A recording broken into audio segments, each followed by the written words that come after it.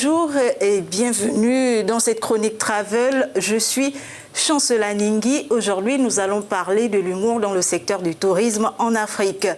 Et si on faisait le choix d'intégrer l'aspect humoristique dans le tourisme en Afrique, sans empiéter sur le champ de la culture, cet aspect est intéressant et possible car en réalité, le tourisme s'appuie en général sur des activités classiques.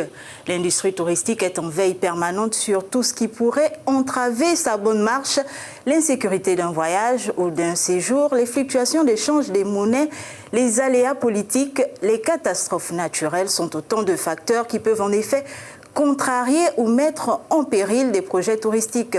Mais voyager, c'est aussi se lâcher, rire un bon coup. La comédie peut être donc un atout qui aide une ville donnée à devenir une destination touristique de référence. C'est le cas avec le Festival du Marrakech Rire au Maroc qui enregistre un record de remplissage chaque année. Cette année, la cité Ocre a affiché complet pour les 3 derniers jours de l'année. Le festival regroupe plusieurs humoristes de renom, notamment Jamel Debbouze, une figure de l'humour sur la scène internationale. Ce show humoristique est considéré comme une priorité pour le pays car le tourisme représente la principale activité économique.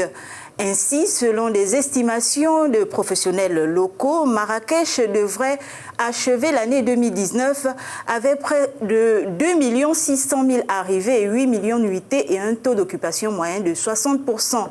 Ces bons scores profitent aux hôtels et boîtes de nuit, ce qui conforte la balance commerciale du pays. Et pour en parler et pour évoquer l'aspect que l'humour peut avoir sur le tourisme, nous avons joint un humoriste béninois. Bonjour Eliphaz. Alors, dites-nous, l'humour comme outil de promotion touristique, est-ce une nouvelle option?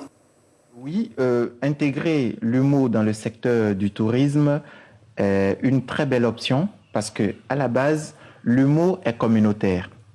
Et l'humoriste, que ce soit ici au Bénin ou en France ou aux États-Unis, n'importe où sur la planète, l'humoriste s'adresse à une communauté, à un peuple donné. Donc, à travers son humour ou ses sketchs, on peut découvrir un peuple, on peut découvrir la culture de ce peuple-là. Donc, on peut vendre la culture de ce pays ou de cette communauté-là à travers l'humour.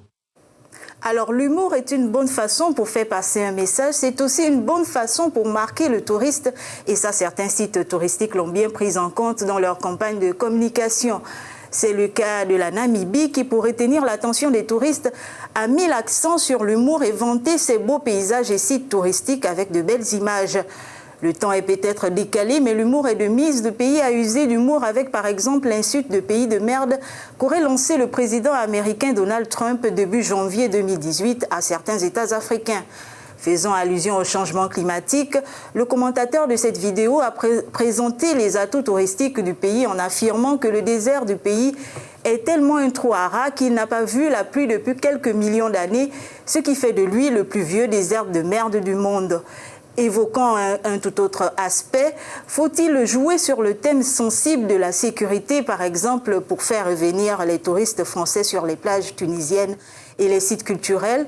Rien n'est moins sûr, mais de ce côté aussi, la Tunisie a osé en proposant des clichés en 2011 de la révolution du Jasmine qui a renversé le président Ben Ali.